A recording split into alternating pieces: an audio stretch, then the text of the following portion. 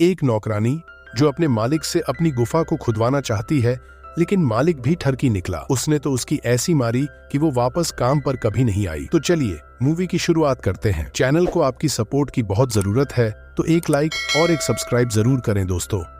Movie की starting में हम एक लड़की को देखते हैं जिसका नाम सोफिया है। सोफिया इवा नाम की लड़की की खास नौकरानी थी। इवा हमेशा यहाँ जाती और सोफिया उसके साथ ही रहती। कहने को तो सोफिया इवा की नौकरानी थी, लेकिन दोनों में बहनों से भी गहरा रिश्ता था। सोफिया इवा के खाने पीने के साथ साथ उसके नहाने धोने का भी ख्याल रखती थी, लेकिन यह बात इवा के पति जॉश को पसंद नहीं थी। कभी कभी जब जॉश और इवा बिना कपड़ों के नींद में होते थे तो सोफिया चुपचाप उनके कमरे में आकर काम करने लग जाती थी।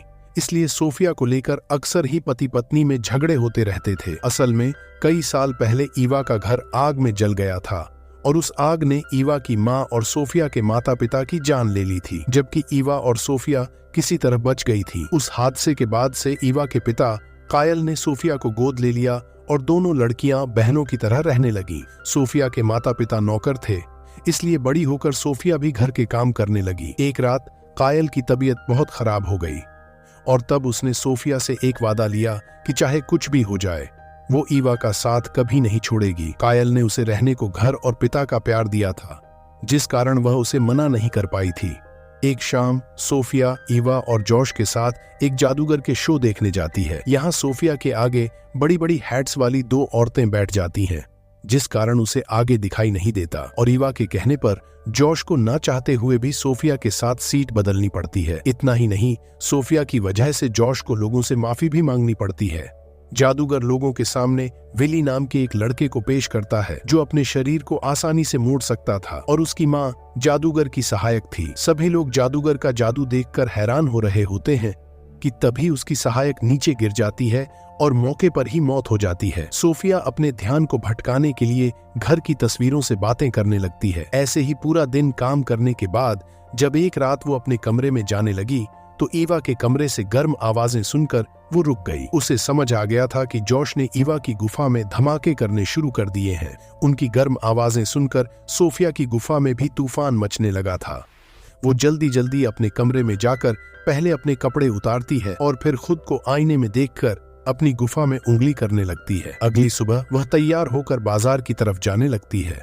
सोफिया को स्टीव नाम का लड़का बहुत अच्छा लगता था और वो रोज उसी से सब्जी खरीदती थी, लेकिन स्टीव को देखते ही वो हड़बड़ाने लगती थी। इसके बाद घर आकर पहले वो पूरे घर की सफाई करती है और फिर खाना बनाने लगती है। आज घर में मेहमान आने वाले हैं और यह सुनकर वो परेशान हो गई। वो इवा से दूर नहीं हो सकती थी, इसलिए वो और भी अच्छे से काम करने लगी। जल्दी ही घर में मेहमान आ जाते हैं। जॉश के घर में आने वाले मेहमान फादर नॉर्मन और उसकी पत्नी जेनिफर थे, जिन्हें देखकर सोफिया हैरान होने लगती है। एक समय था जब नॉर्मन सोफिया से प्यार करता था और सोफिया को भी उसका करीब आना पसंद था, लेकिन इवा ने उससे नॉर्मन को छीन लिया था। नॉर्मन के आने से सोफिया घबरा गई और गलतियां करने लगी, जिससे परेशान होकर जॉश उसे सबके सामने बुरा भला कह देता है।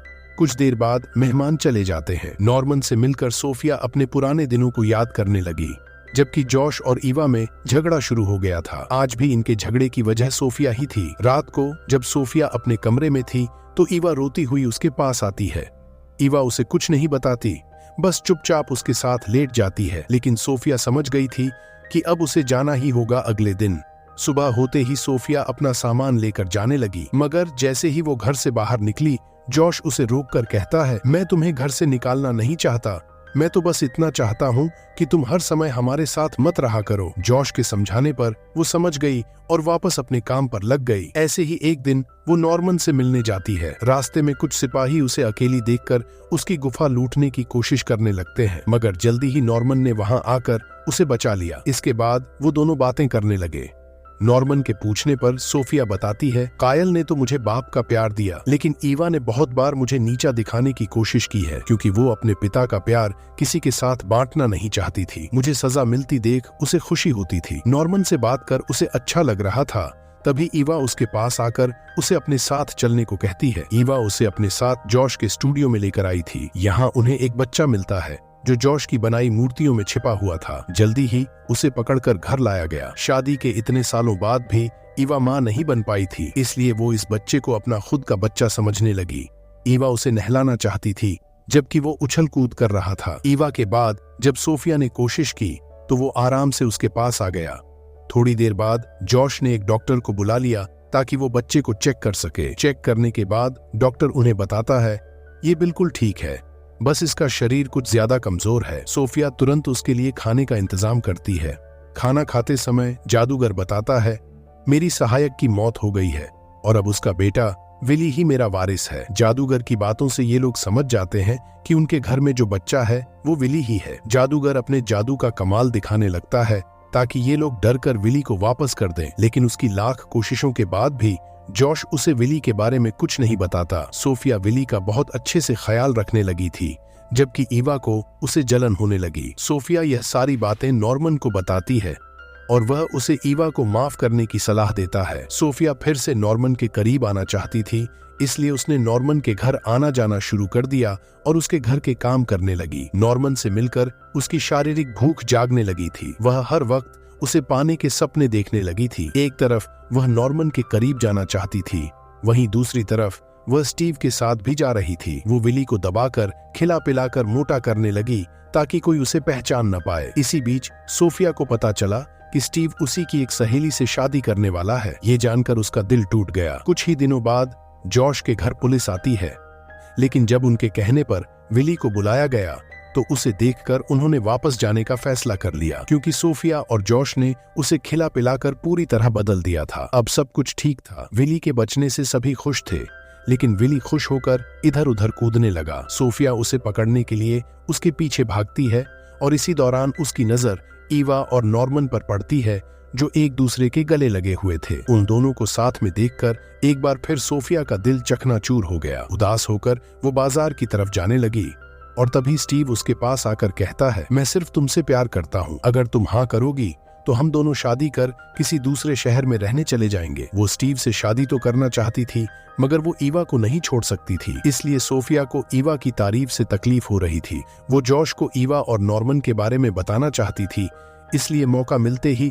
वो सबके सामने जॉश को बता देती है जिस नॉर्मन को तुम अपना दोस्त कह रहे हो वो साला तुम्हारी बीवी का पुराना आशिक है और वो दोनों आज भी मिलते हैं। उसकी बात सुनकर नॉर्मन की पत्नी को दौरा पड़ जाता है, जबकि सोफिया भागकर घर में आ जाती है। घर में आकर वो जल्दी जल्दी अपना सामान बांधने लगती है ताकि यहाँ से कहीं दूर जा सके। उसे लगने लगा था कि वो जिससे भी प्यार करती है ईवा उसे छीन लेती है। तभी ईवा भी उसके पीछे पीछे आती है। ईवा को सोफिया पर बहुत गुस्सा था, इसलिए वो उससे लड़ने लगी। देखते ही देखते दोनों में हाथापाई होने लगती है। कुछ देर हाथापाई करने के बाद ईवा उसे बताती है मैं माँ बनने वाली हूँ और ये सब नॉर्मन की प्रार्थना की वजह से हुआ है, इसलिए मैंने खुशी के मारे उसे गले लगा लिया था। जैसा तुम सोच रही हो वैसा कुछ भी नहीं था। ईवा की बात सुनकर सोफिया को एहसास होने लगा कि ईवा ने उससे कभी भी नफरत नहीं की, बल्कि यह सब तो उसका भ्रम था। वह सालों से ईवा को गलत समझती आ रही थी। जल्दी ही दोनों के मनमुटाव दूर हो गए और एक नई समझदारी के साथ वे एक दूसरे की अहमियत को समझने लगी। लेकिन तभी उन्हें पता चला कि घर में आग लग चुकी है। सोफिया ने खुद को इस आग के लिए जिम्मेदार मान लिया, क्योंकि वह इस बुरे हालात में भी अपनी भावनाओं को समझ नहीं पाई थी। लेकिन जल्दी ही उसने खुद को संभाल लिया और अपनी और ईवा की जान बचाने में सफल हो गई। कहानी के अंत में ईवा के कहने पर सोफिया ने स्टीव से शादी कर ली। दोनों अपने अपने परिवारों के साथ खुशी खुशी रहने लगी। यही फिल्म की कहानी समाप्त होती है। दोस्तों, चैनल को सब्सक्राइब करना ना भूलें। आपको कौन सी मूवी की एक्सप्लेनेशन चाहिए कमेंट में जरूर बताएं।